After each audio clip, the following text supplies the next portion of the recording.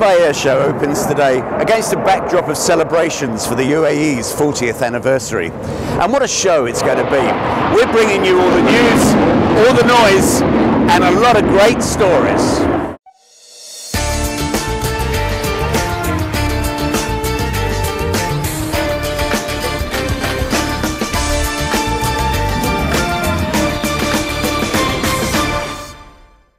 Hello, I'm here with the main news headlines from today's Dubai Airshow. I'm Steve Nichols. The UAE is opening its multi-billion-dollar fighter contest just days after it seemed certain that the Dassault Rafale would be selected unopposed. French hopes that the Rafale selection would be announced here in Dubai appear to have been dashed, and the competition to supply the UAE Air Force and air defence for the next generation fighter is again wide open. On the eve of the show, UK sources reported that the UAE had issued a request for proposals covering the supply of the Eurofighter Typhoon. Boeing 787 Dreamliner landed yesterday for its first ever visit to Dubai, and also its first foray into the key Middle East marketplace. It brought with it big hopes from the giant US airframer that the current order list of 131 would be increased in the coming months, if not actually at the show. New regulations on employment by the UAE government could threaten the viability of the country's business aviation operators. That's the view of Khaldoon Ghalyini, the general manager of Sharjah's Gulf Wings, who was speaking at an industry roundtable run by Middle East Business Aviation Association ahead of the Dubai Airshow. He said that the recently introduced regulations had brought pilots into line with labourers as far as employment laws were concerned. And finally, the Goodrich Corporation has signed two major agreements with Emirates Airline. One provides the framework for all future MRO agreements between the two companies, while the second calls on Goodrich to deliver comprehensive overhaul and support services for the suite of 16 passenger evacuation slides on the Emirates Airbus A380 fleet. The maintenance work will be conducted at Goodrich's Middle East MRO campus in Dubai. And now, back outside to Alan. Yeah, thank you, Steve. It's still pretty noisy out here, but the big news and the thing that's making the big noise at the show is standing right behind me here, the Boeing 787 Dreamliner making its debut in the Middle East. Let's see if we can have a better look at it.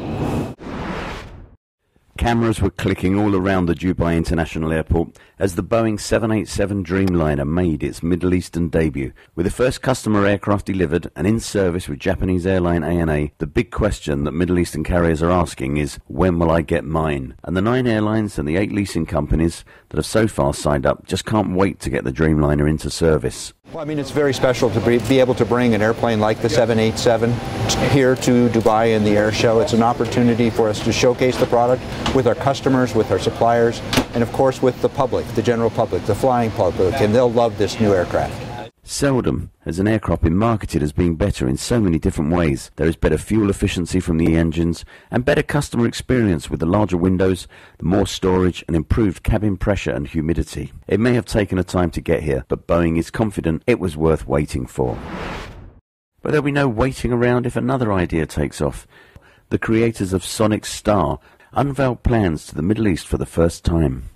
Arabian Aerospace Limited is a program of development for a very high supersonic speed hybrid aircraft that can have a quite extended range and really close distances dramatically from how we travel by air today. And really what it's all about is innovation, technology, and science, and bringing that together to really create a new revolution in aerospace and aviation and air travel. From Dubai, you might want to go to Paris or New York or to London, and we're looking at traveling those distances at 5-6 times the speed that we're traveling today, almost more than double the speed of Concorde. We're about, at the earliest stage, about 8 to 9 years from now.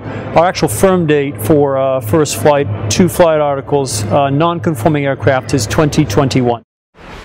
On the eve of the Dubai Airshow, members of the Middle East Business Aviation Association came together to thrash out one issue that's casting a dark cloud over an otherwise highly successful sector, the grey market, the sordid world of illegal charter. Ali Al-Nakbi, founder chairman of MIBAR, outlined the issue. The grey market or the illegal flight or illegal operation, it is a concern to everybody, and this is not only concern for our region, but concern in all regions around the globe. Other members see it more starkly. I think when we're looking at the grey markets in the Middle East, we're actually talking about a black and white market. It's very simple. Either a company has an air operator certificate which allows them to conduct licensed flight operations for hire or reward, or it doesn't. It's as simple as that. I think from a customer perspective, it's the risk from an insurance point of view. It's a risk that if there was an incident on an aircraft that was not licensed to operate a charter operation, the customer, if there was an incident, would not be covered. Likewise, the owner-operator of the aircraft would have insurance implications and not be covered. I think education to the end user, as somebody who deals with the end user, is the most critical thing, because all of these things are demand-driven.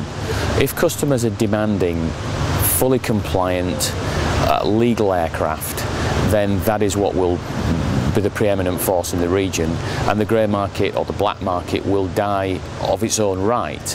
So I think MEBA can be a leading light in promoting effectively a full quality license service against what is quite rightly described as an illegal service. Well, that's it from us for today. We hope you've enjoyed this first programme of Arabian Aerospace TV, and join us again tomorrow for all of the news from the first day of the Dubai Airshow. Good night.